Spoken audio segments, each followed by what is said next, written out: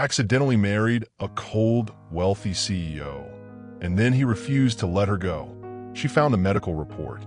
Clean, which meant she'd signed away her life, completely sober, just stupid. Have you ever woken up in a situation that felt like a nightmare you couldn't escape? Hi viewers, kindly tell us where you're watching from and what time it is.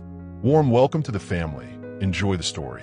She woke up married to a stranger who spoke about their future like it was already written in blood.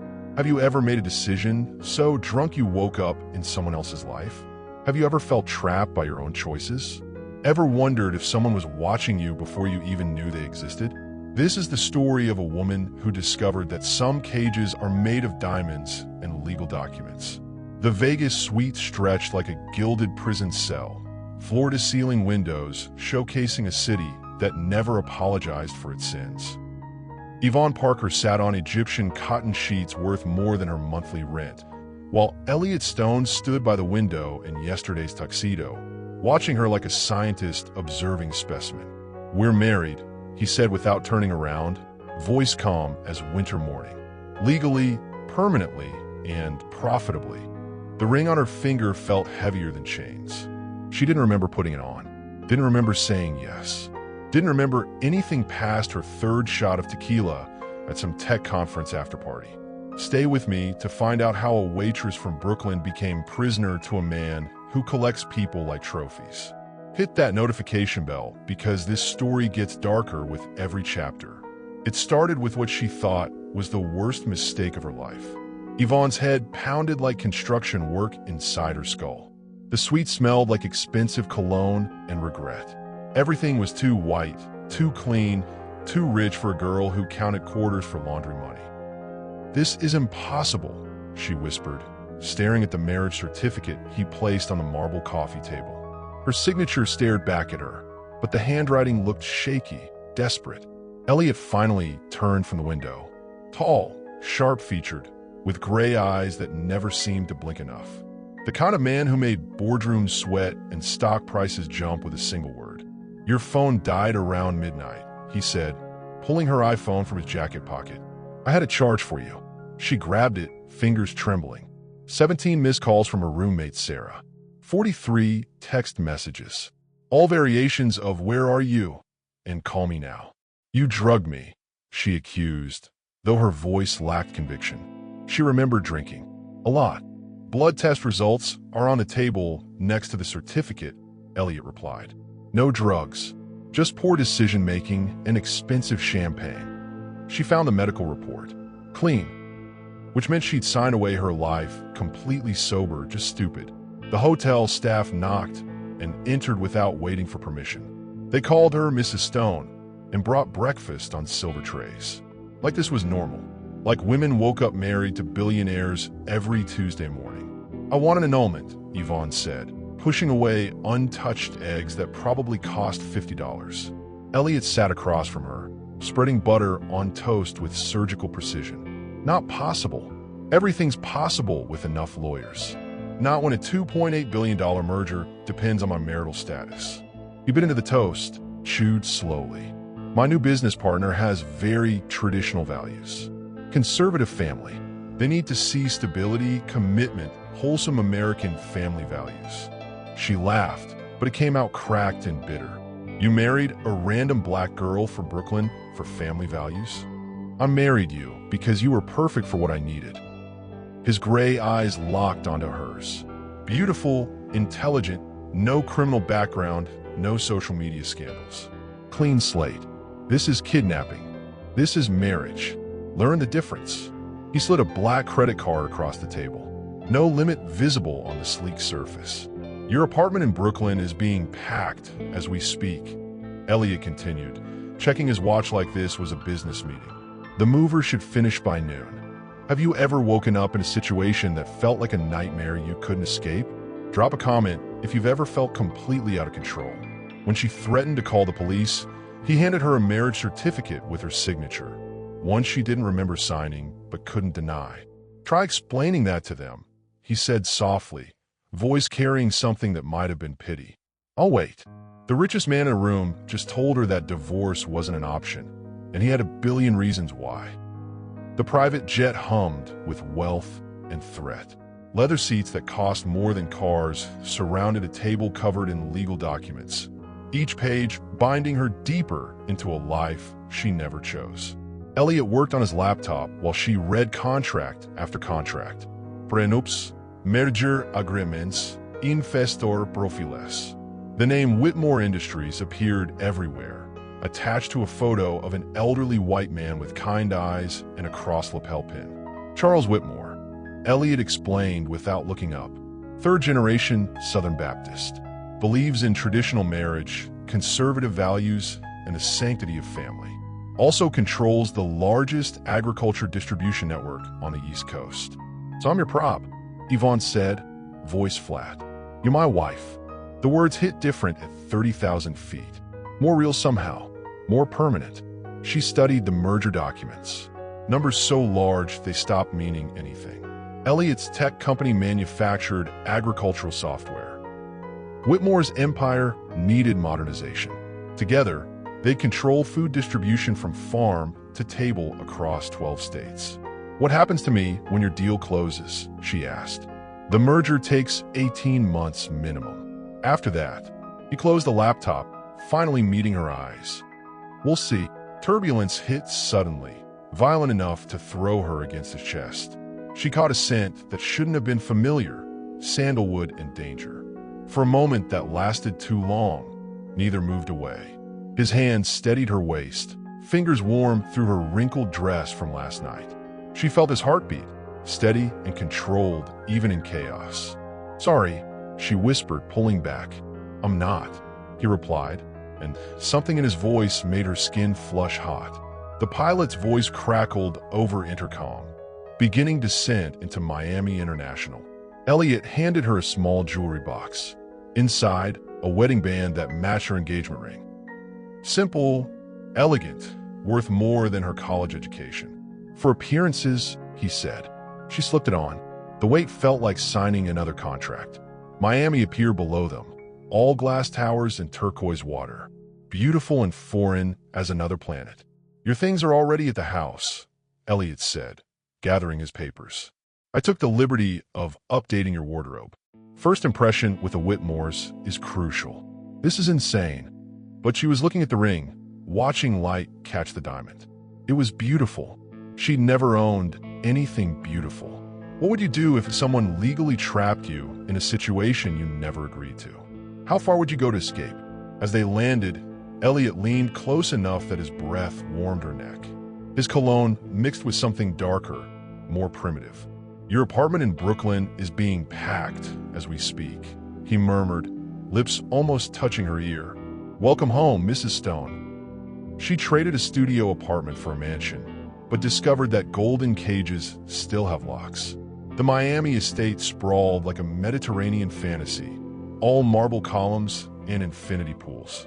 But every door required key cards, every window had sensors, and every smile from the staff held pity. Maria, the housekeeper, showed Yvonne through rooms that belonged to magazines.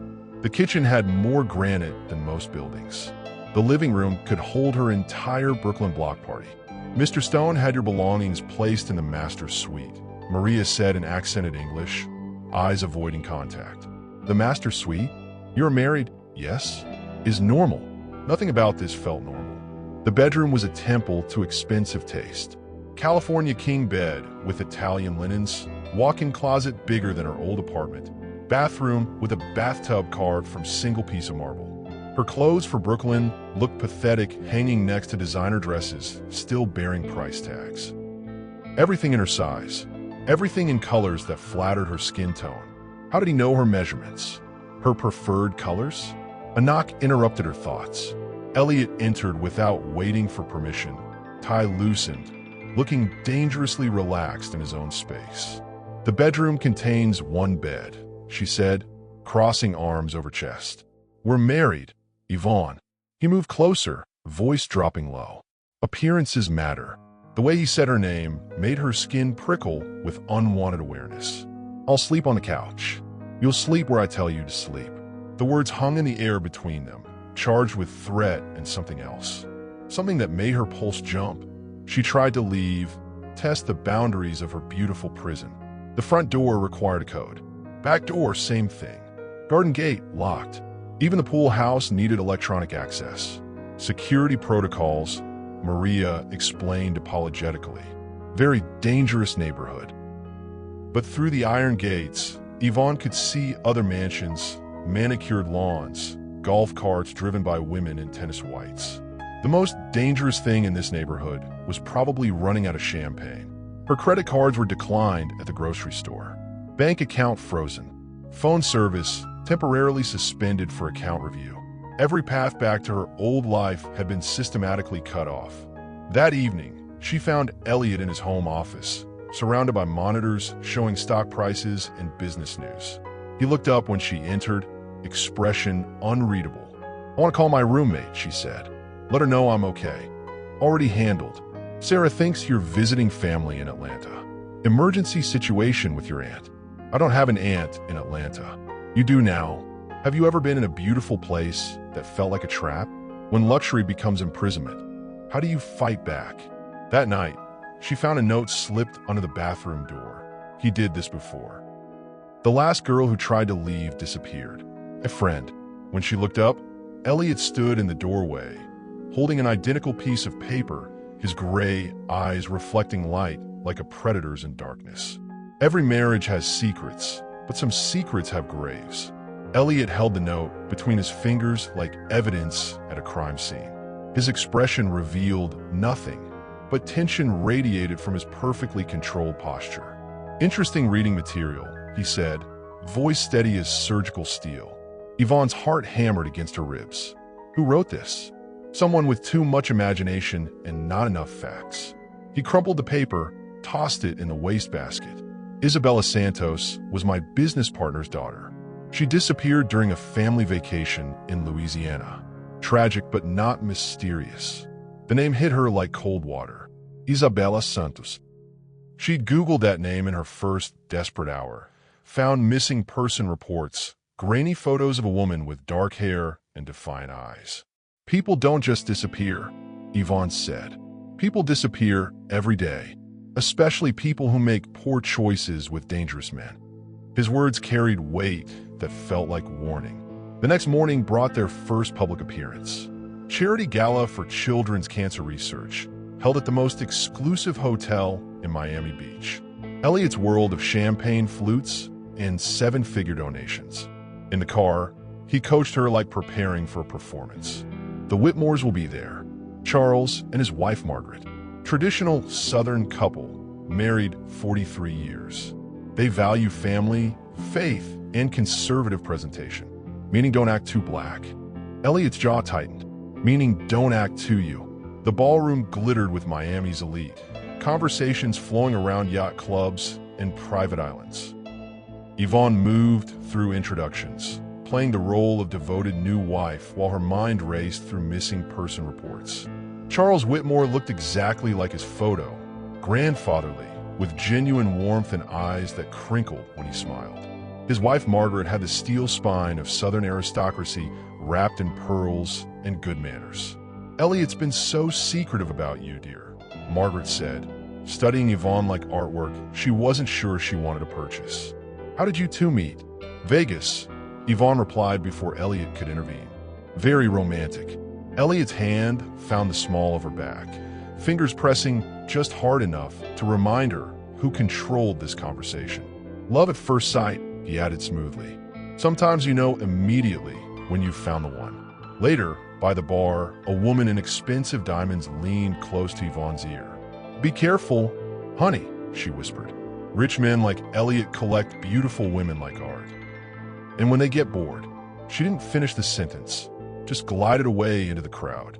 Would you trust someone who everyone warns you about? How do you tell the difference between protection and possession? Back at the mansion, Yvonne Googled Isabella Santos missing Louisiana on Elliot's computer. The photo that appeared made her blood freeze. The woman looked exactly like her. Same height, same build, same defiant eyes that refused to be broken. Elliot's voice came from the doorway, soft as silk and twice as dangerous. She thought she could leave too. She started digging into his past, and discovered that some graves refused to stay buried. The mansion's library became her war room after midnight. Leather-bound books hiding printed articles, expensive art concealing a conspiracy board only she could see. Isabella Santos wasn't the only one. 3 other women over the past 7 years, all similar physical types, all disappeared from Elliot's life abruptly with different explanations. Rebecca Martinez moved to Europe for work opportunities. Sarah Chun, family emergency required immediate relocation. Amanda Williams decided marriage wasn't for her. The pattern screamed manipulation, but the details whispered something more complex. Each woman had struggled financially before meeting Elliot. Each had family members with expensive medical conditions. Each had left their old lives completely, cutting contact with friends and family. But the money trails told different stories. Medical bills paid in full. Family members relocated to better housing. Bank accounts established in new names with substantial starting balances. Elliot wasn't killing these women. He was relocating them. But why? She found encrypted emails buried in deleted folders. Coded conversations about packages delivered safely and final payments processed. Names and locations that meant nothing until she cross-referenced them with missing person reports. Isabella Santos wasn't dead. According to property records, she owned a small flower shop in Portland, Oregon, under the name Isabella Martinez. When Elliot caught her researching at 2 a.m., the confrontation crackled with dangerous energy. "Looking for something?" he asked, trapping her against the desk. Her pulse hammered as his gray eyes searched hers for lies.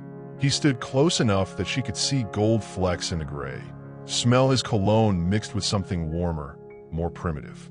"Just reading," she said, heart beating so loud she was certain he could hear it. "Careful what you read, Yvonne. Information can be dangerous when you don't understand the context." His hand covered hers on the computer mouse, warm and possessive. For a moment that stretched too long, neither moved. "What happened to Isabella?" she whispered. "Isabella chose her path, just like you're choosing yours." The next morning, she found a package on her nightstand. New phone, different number. Only one contact programmed. Emergency use only. She waited until Elliot left for his office, then called the number. "Bayfront Park," a woman's voice said immediately. "Tomorrow, 3 a.m. Come alone." The line went dead. Have you ever discovered that everything you believed was a lie? When the truth is more complex than you imagined, how do you process that?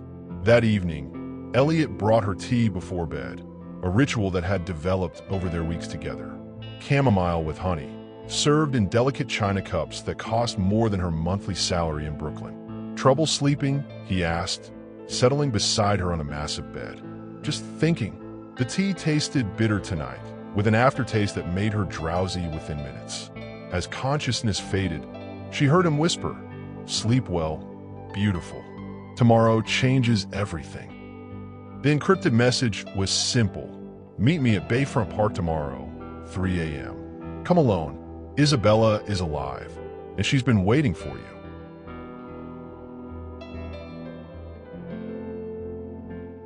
3 in the morning at Bayfront Park felt like stepping into another world. The Miami skyline glowed behind empty benches and sleeping homeless people. Yvonne's hand shook as she checked her phone. No messages from Elliot, which meant he was either asleep or watching her through those damn cameras. A woman stepped out from behind the old fountain, and Yvonne's heart nearly stopped. Isabella Santos looked exactly like the missing person photos. Same dark hair, same build, same defiant eyes. But she was alive, breathing, walking toward her with a sad smile. "You look just like I did when I first escaped," Isabella said, her voice carrying a slight accent. "Scared, angry, and still wearing his expensive clothes." Yvonne touched the designer dress she'd thrown on. Even her escape outfit cost more than her old monthly salary. "He told me you disappeared in Louisiana," Yvonne whispered. Isabella laughed, but it sounded hollow. "I disappeared, all right. Had to fake my own death to get away from him. But here's what nobody tells you about Elliot Stone. He doesn't just trap women. He collects us." The words hit like ice water. "Collects?" You think you're the first? Honey, you're number 4 that I know of. There was Maria before me, then Sarah, then me, now you. Isabella sat on a bench and patted the spot beside her. Sit. We don't have much time before he notices you're gone. Yvonne sat, her pregnancy making her feel clumsy. But why? What does he want? Control, love, possession. His mother abandoned him when he was 7, left him with a father who treated women like property. Isabella's eyes went distant. Elliot thinks if he can control every part of a woman's life, she can never leave him. But it's not love, it's fear. The merger story, the conservative investor.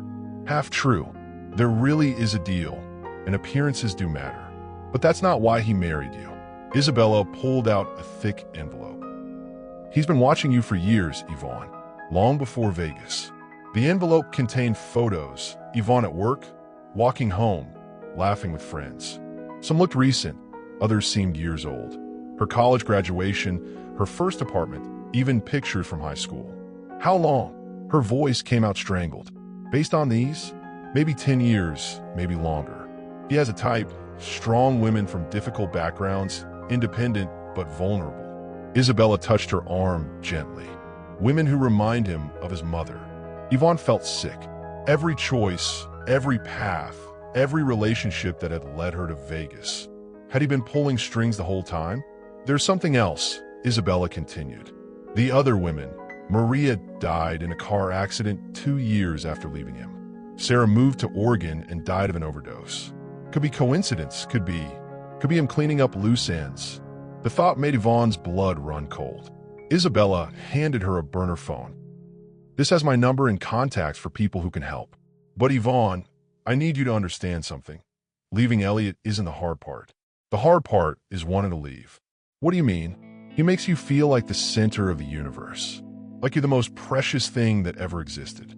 After years of feeling invisible, that attention becomes addictive. Isabella's voice dropped to a whisper. Some part of you is going to start enjoying the cage.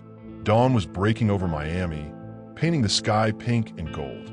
Elliot would be waking soon, expecting to find her in their bed. Go, Isabella said. But remember, he's watching everything. Your phone, your movements, probably even your body temperature. And now that you know the truth, he'll know something changed. Yvonne stood to leave, then turned back. Isabella, are you really free? The other woman smiled sadly. Free is relative. I'm alive, I make my own choices, but I'll always be looking over my shoulder. That's the price of escaping Elliot Stone. As Yvonne walked back toward the mansion, she could feel eyes watching her from the penthouse balcony. Elliot stood there in his robe, binoculars in hand, and even from this distance, she could feel his cold stare burning into her back. Elliot was waiting in the kitchen when she returned, coffee already brewed, toast perfectly golden. He looked calm, almost peaceful, which scared her more than any rage would have. Good morning, darling. Early morning jog. His voice carried no accusation, but his eyes held knowledge that made her skin crawl. Couldn't sleep. She poured herself orange juice, trying to keep her hands steady. Pregnancy insomnia, I guess. Yes, the pregnancy. He moved closer, and she caught that familiar scent of sandalwood and danger. We should probably discuss that. Her blood turned to ice. Discuss what? Elliot pulled out his phone and showed her a photo. Herself, walking into the doctor's office 3 weeks ago. She remembered that appointment, the one where she'd learned she was carrying his child. The appointment he wasn't supposed to know about. You were going to tell me eventually, I assume? His tone remained conversational, but something deadly lurked underneath. Or were you planning to handle it quietly, like everything else you think you can hide from me? The kitchen felt smaller, suddenly, the walls closing in. How did you dash? No? Yvonne, I've been monitoring your health since Vegas. Blood work, body temperature, hormone levels. I knew you were pregnant before you did. He set down his coffee cup with deliberate precision. The question is why you didn't trust me enough to share the news. She wanted to scream, to run, to fight. Instead, she forced herself to stay calm. Isabella's words echoed in her head. He's watching everything. I was scared, she said, which wasn't entirely a lie. This whole situation is complicated enough without adding a baby. Something shifted in his expression, a crack in that perfect control. For just a moment, she saw genuine hurt flash across his features. Complicated. He repeated the word like it tasted bitter. Is that what our child is to you? A complication? That's not what I meant, Dash. What you meant, he said, stepping closer until she was trapped between him and the kitchen counter, is that you were planning to leave. Take my child and disappear, just like she did. The raw pain in his voice caught her off guard. For a second, she glimpsed the abandoned 7-year-old boy beneath the billionaire's mask. I'm not your mother, Elliot. No, he agreed, his hands coming up to frame her face with surprising gentleness. You're not. You're better than her. Stronger. More beautiful. More worth keeping. His thumbs traced her cheekbones. And you're carrying my child, which means you belong to me in ways she never did. The possessiveness in his touch made her shiver. People don't belong to other people, don't they? His smile was soft and terrifying. You sleep in my bed, wear clothes I bought, eat food I provide.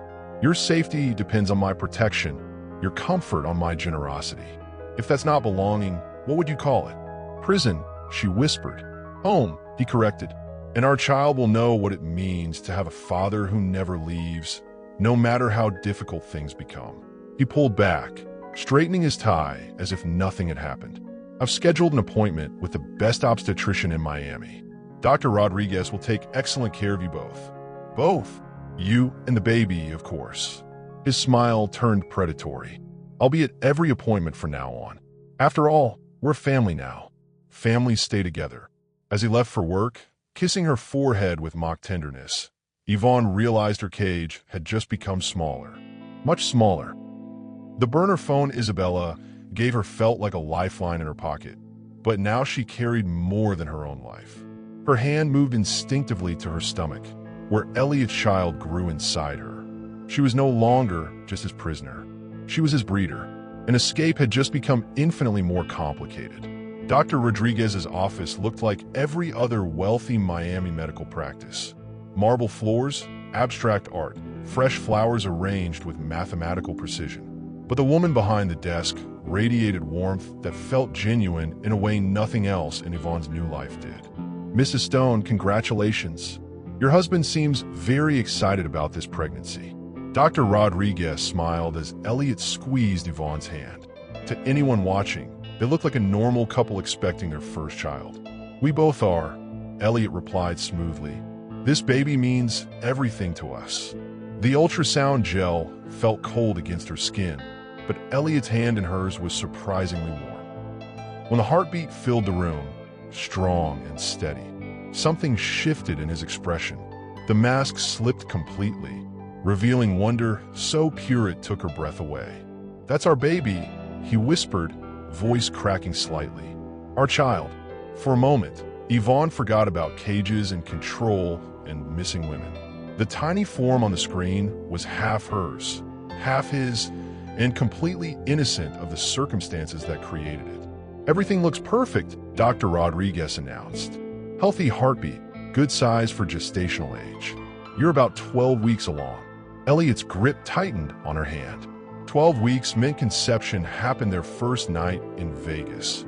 The night she couldn't remember, the night that started this whole nightmare. We'd like to know the gender as soon as possible, Elliot said. And I want copies of every scan, every test result, every report. Of course, many fathers are very involved these days. Dr.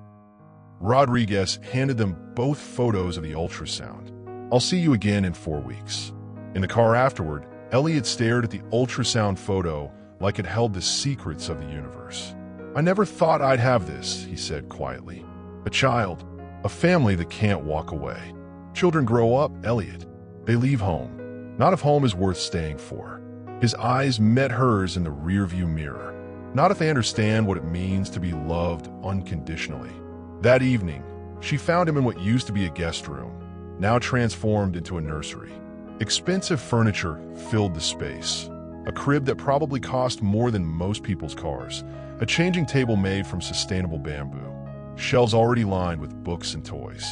When did you do all this? She asked from the doorway. The day I confirmed you were pregnant. He ran his hand along the crib rail. My father left when I was 7, packed his bags one morning and drove away without looking back. My mother followed him 6 months later. The pain in his voice made her chest tighten unexpectedly. This child will never know what that feels like, he continued. Never wonder if they're worth staying for. Never question whether they're loved enough. She found herself stepping closer, drawn by the vulnerability he rarely showed. And me? She asked softly. What happens when the novelty wears off? When you get bored of keeping me? He turned then, eyes bright with something that looked disturbingly like love. Get bored of you? He laughed, but it sounded hollow. Yvonne, I've been obsessed with you for over a decade. Boredom isn't the problem. Then what is? The problem, he said, reaching out to touch her growing belly, is that now I have 2 people I can never let go. The anonymous text came during dinner with Elliot's business partners, powerful men in expensive suits who treated her like an attractive accessory. The baby isn't safe with him. Check the basement of the house. See what he does to things he loves. Yvonne's hands shook as she deleted the message, but not before Elliot's sharp eyes caught her reaction. Everything all right, darling? His smile was perfect for their audience, but his eyes held warning. Just morning sickness, she lied. Could you excuse me? The mansion's basement required a key card Elliot thought she didn't have. But household staff talked, and Maria, the housekeeper, had left hers on the kitchen counter yesterday. Sometimes the help wanted to help. The basement lights activated automatically as she descended, revealing a space that looked more like a museum than storage. Her breath caught in her throat as she took in what Elliot had created down here. Display cases lined the walls like exhibits in some twisted gallery. Each contained photographs, jewelry, personal items, all arranged with curator-level precision. She recognized some items from the upstairs bedroom, things Elliot had claimed were family heirlooms. The first case held photos of a woman with long black hair and kind eyes. Maria Santos, not Isabella, but someone else entirely. The nameplate read Maria Santos, 2018 to 2019. Below were restaurant receipts, a hospital bracelet, movie ticket stubs. The ordinary debris of a relationship, preserved like religious relics. The next case showed Sarah Chun, the woman Isabella had mentioned. Sarah Chun, 2020 to 2021. Her photos showed a smiling face that grew progressively more strained in later pictures. The final photo showed her looking thin and haunted, eyes holding the same trapped desperation Yvonne recognized in her own mirror. Isabella's case was larger, more elaborate. Isabella Rodriguez, 2021 to 2023. She'd lasted longer than the others, which explained the depth of Elliot's obsession with finding her. Among her belongings was a positive pregnancy test and several ultrasound photos. Yvonne's blood turned to ice. Isabella had been pregnant too. The final case was still being built, but she recognized her own belongings inside. Photos from her college years, receipts from the diner where she used to work, even the cheap necklace her grandmother had given her, one she thought she'd lost years ago. Yvonne Parker, 2024 dash. The question mark after the date made her stomach lurch, but it was the items in her case that made her knees weak. Photos of her from high school, college transcripts she'd never given him, medical record from physicals she'd had years before they met. He'd been collecting pieces of her life for over a decade. You weren't supposed to see this yet. Elliot's voice from the stairs made her spin around. He descended slowly, hands in his pockets, looking more disappointed than angry. This is sick, she whispered. This is love. He gestured to the displays like a proud curator. Most people let memories fade, but I preserve them. Every moment, every detail, every precious piece of what makes you who you are. What happened to them? To Maria and Sarah?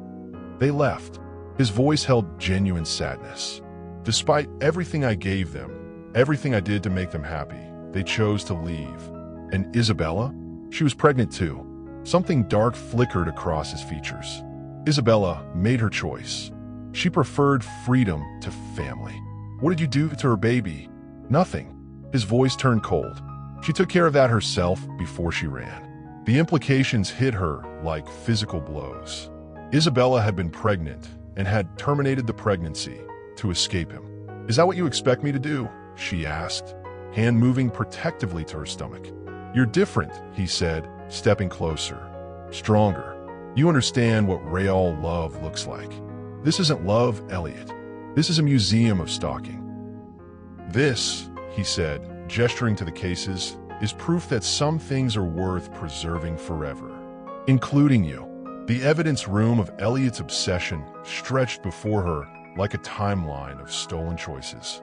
As she examined her own case more closely, the scope of his manipulation became clear. College acceptance letters she didn't remember applying for, job applications submitted in her name, apartment listings that had appeared at exactly the right moments. Even her breakups followed a pattern. Boyfriends who mysteriously lost interest or suddenly moved away. How long? She asked, her voice barely audible. Elliot moved between the displays like a curator giving a private tour. I first saw you when you were 19. You were waitressing at that little diner near your college, arguing with a customer who was being rude to the elderly woman at table 6. She remembered that day. A businessman had berated Mrs. Patterson for ordering too slowly, and Yvonne had politely but firmly asked him to show respect or leave. You were magnificent, Elliot continued, his eyes distant with memory. So fierce, so protective of someone who couldn't protect herself. I knew then that you were different. You've been controlling my life for 14 years. Guiding, he corrected, ensuring you had opportunities worthy of your potential. That job at the marketing firm? I influenced the hiring manager. Your apartment in Brooklyn? I bought the building and made sure you got the best unit at below market rent. Every major decision, every path that had felt like her own choice, he had been pulling strings from the shadows.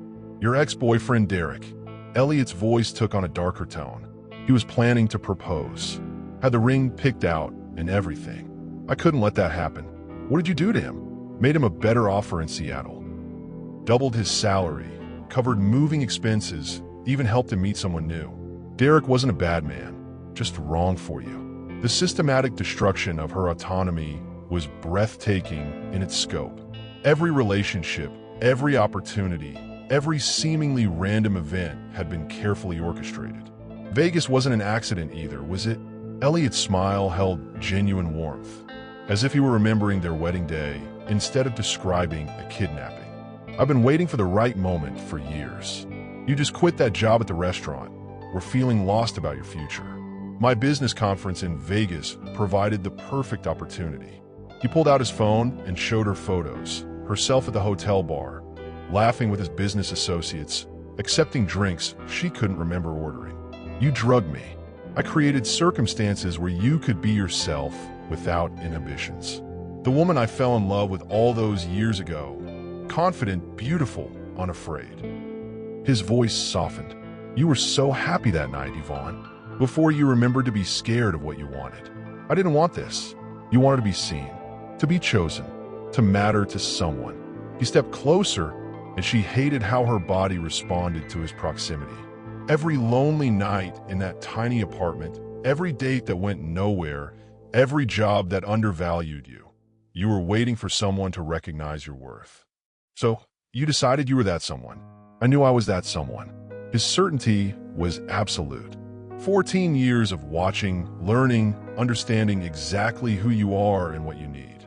No one will ever know you better than I do. The truth of it was what terrified her most. He didn't know her fears, her desires, her dreams. He'd studied her like a science project and learned to manipulate every weakness. The pregnancy, she said slowly. That wasn't an accident either. His smile was answer enough. You planned everything, even this. Her hand moved to her stomach. I planned for you to have everything you deserved. Love, security, family, a future where you never have to worry about being abandoned or forgotten. His voice held genuine conviction. Look around, Yvonne. This isn't a prison. It's a shrine to the most important person in my world. But as she stared at the museum of her stolen life, all she could think was that shrines were built for dead things. And somewhere in this house, the real Yvonne Parker had been slowly dying for months. The basement door slammed shut behind them, the electronic lock clicking into place. Elliot had trapped them both down here with his twisted museum of stolen lives. "You weren't ready to understand," he said, pressing buttons on a control panel. "But now you've seen everything. Now you know how much you mean to me." Yvonne backed against Isabella's display case, her mind racing. The burner phone in her pocket felt useless now. No signal could reach through the mansion's reinforced basement. "Elliot, this has to stop. What you've built here isn't love. It's a monument to control. It's a monument to devotion." His voice cracked slightly. "Do you know what it's like to love someone so completely that you'd reshape the world just to keep them safe?" Before she could answer, footsteps echoed from the stairs. Someone was coming down, someone with access to the electronic locks. Isabella Santos stepped into the light, but she wasn't alone. A man in a dark suit followed her, speaking quietly into a radio. "Hello? Elliot," Isabella said calmly. "It's time to finish this." Elliot's face went white. "You're supposed to be dead. I was supposed to be a lot of things. Your prisoner, your trophy, your victim." Isabella moved closer, her voice steady and strong. "But I chose something different." The man beside her stepped forward, showing his badge. "Mr. Stone, I'm Detective Martinez with Miami PD. We've been investigating the disappearances of Maria Santos and Sarah Chun." "They left," Elliot said quickly. "They chose to leave. Maria Santos died in a car accident after her brake lines were cut," Detective Martinez said. "Sarah Chun overdosed on drugs she never used, drugs that showed up in her system at lethal levels." Yvonne's blood turned cold. "You killed them." "I protected what was mine," Elliot said, but his voice lacked conviction. "They were going to expose everything, ruin everything we built together." Isabella pulled out a recording device. "He's been saying things like that for months now. We've been watching, gathering evidence." "You've been working with the police?" Yvonne asked. "For 2 years. Ever since I realized Maria and Sarah didn't just disappear, they were eliminated." Isabella's eyes were hard. "I couldn't let him do it to anyone else." Elliot looked between them, understanding dawning on his face. "This was all planned. Your phone call, the meeting in the park, leading her down here. We needed him to confess," Detective Martinez said, "and we needed Mrs. Stone to see the truth about what she was married to." Elliot's composure finally cracked completely. "Yvonne, you have to understand, I never wanted to hurt anyone. I just wanted to keep you safe, keep us together, by killing anyone who got in your way." She touched her stomach protectively. "What happens when our child grows up and wants to leave? What happens when I get old and you find someone younger to obsess over?" "That would never happen," he whispered. "It would," she said firmly. "Because this isn't love, Elliot. This is sickness." Detective Martinez moved forward with handcuffs. "Elliot Stone, you're under arrest for the murders of Maria Santos and Sarah Chun." As they led him away, Elliot looked back at her one last time. "I would have given you everything, Yvonne. Everything. You already took everything," she replied. "Now I have to figure out how to get it back." The trial lasted 3 months, and every day brought new revelations about Elliot's network of control. Financial records showed payments to private investigators who'd been tracking his targets for years. Phone records revealed conversations with men who specialized in making problems disappear. Yvonne sat in the witness box, 6 months pregnant now, facing the man who'd stolen 14 years of her life. "Mrs. Stone," the prosecutor said gently, "can you describe your relationship with the defendant?" She looked at Elliot, sitting at the defense table in an orange jumpsuit. Even now, dressed like any other criminal, he watched her with that same intense focus that once made her feel special. "He convinced me I was chosen," she said, her voice steady. "That after years of feeling invisible, someone finally saw my worth. But what he really saw was vulnerability he could exploit." "Did you know about his surveillance of you prior to your marriage?" "No. I thought Vegas was coincidence. I thought our meeting was fate." She paused, gathering strength. "I thought a lot of things that weren't true." Elliot's lawyer tried to paint their relationship as consensual, suggesting Yvonne had enjoyed the luxury and attention. But Isabella's testimony destroyed that narrative. He isolated her systematically. Isabella explained to the jury. Cut her off from friends, monitored her movements, controlled her access to money. These aren't acts of love, they're tactics of imprisonment. The defense tried one last desperate move, calling Elliot to testify on his own behalf. "I loved her," he said simply, looking directly at Yvonne. "Everything I did was to protect that love, to build something that couldn't be taken away." "Even murder?" the prosecutor asked. Elliot's silence stretched for long moments. "Sometimes protecting what matters requires difficult choices." The jury deliberated for 2 days. When they returned, their faces showed no sympathy for the billionaire who believed money could buy anything, including people. Guilty on all counts. Elliot's sentencing hearing was packed with reporters and family members of his victims. Maria Santos' mother spoke through tears about her daughter's dream of opening a bakery. Sarah Chen's sister described the promising artist whose life was cut short. When it was Yvonne's turn to speak, she stood slowly, her pregnancy making movement difficult. "Your Honor, Elliot Stone took 14 years of my life without my consent. He stole my choices, my relationships, my ability to trust my own judgment." She looked at Elliot one last time. "But he couldn't steal who I am underneath all that control." Elliot was sentenced to life without parole. As they led him away, he stopped at Yvonne's row. "I hope you find what you're looking for," he said quietly. "I already have," she replied. "It's called freedom." Outside the courthouse, Isabella hugged her tightly. "What will you do now?" Yvonne looked out at Miami's skyline, seeing it clearly for the first time in months. "I'm going to figure out who I am when nobody's watching. Who I am when every choice is really mine." The mansion Elliot had built as their prison was sold, the money going to victims' families and organizations that helped women escape controlling relationships. Yvonne kept only what she'd brought into the marriage, which turned out to be almost nothing. Starting over at 28, pregnant and alone, should have been terrifying. Instead, it felt like the first day of her real life. Elena Marie Parker was born on a Tuesday morning in October, squalling and perfect and completely hers. Yvonne held her daughter in the modest apartment she'd rented in Coral Gables, marveling at the tiny fingers that grasped at air. "She has his eyes," Isabella said softly from the bedside chair. It was true. Elena's eyes held the same piercing intelligence that had first drawn Yvonne to Elliot. But unlike her father, Elena's gaze held only curiosity and love, untainted by possession or control. "I was afraid I'd see him every time I looked at her," Yvonne admitted. "But she's just herself." Isabella had become her closest friend during the pregnancy, helping her navigate doctor's appointments and baby preparations. The woman who'd once hidden in shadows now worked openly with domestic violence organizations, using her experience to help other women escape controlling relationships. "Have you thought about what you'll tell her?" About her father, Yvonne touched Elena's soft cheek. "The truth, when she's old enough. That people can do terrible things even when they believe they're acting out of love. That she gets to choose who she becomes." The doorbell rang, and Isabella went to answer it. She returned with Dr. Rodriguez, who continued caring for Yvonne throughout the trial despite the media attention. "How are my girls doing?" Dr. Rodriguez asked, checking Elena's reflexes with practiced hands. "Perfect health, both of them," she pronounced. "Though I suspect this little one is going to be quite the handful. Look at that grip."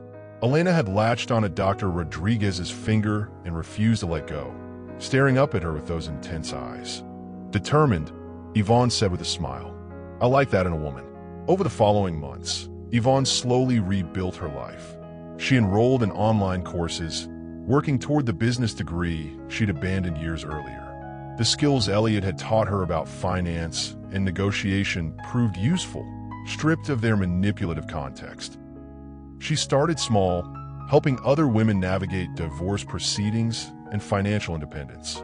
Word spread through Miami's network of survivors, and soon she had more clients than she could handle. "You should make this official," Isabella suggested one afternoon as they watched Elena play with blocks on the apartment floor. "Register as a consultant. Maybe hire some help. I keep thinking about all the women like us," Yvonne said. "Smart, capable people who got convinced they needed someone else to make their decisions. So let's help them remember who they were before someone tried to erase them." 6 months later, Yvonne Parker Consulting opened its doors in a small office near downtown Miami. The business focused on helping women rebuild their financial and legal independence after leaving controlling relationships. Elena's crib sat in the corner of the office, surrounded by toys and the gentle hum of women reclaiming their lives.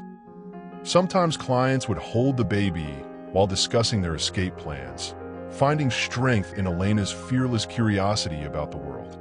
She's going to grow up knowing women are capable of anything, one client observed, watching Elena stack blocks with determined concentration. That's the plan, Yvonne replied, feeling something she hadn't experienced in years, genuine pride in the life. 2 years after Elliot's conviction, Yvonne received an unexpected visitor. Detective Martinez stood at her office door, holding an envelope and wearing an expression she couldn't read. "Mrs. Parker," he said formally. She'd legally changed her name back after the divorce was finalized. "We need to discuss something about your ex-husband."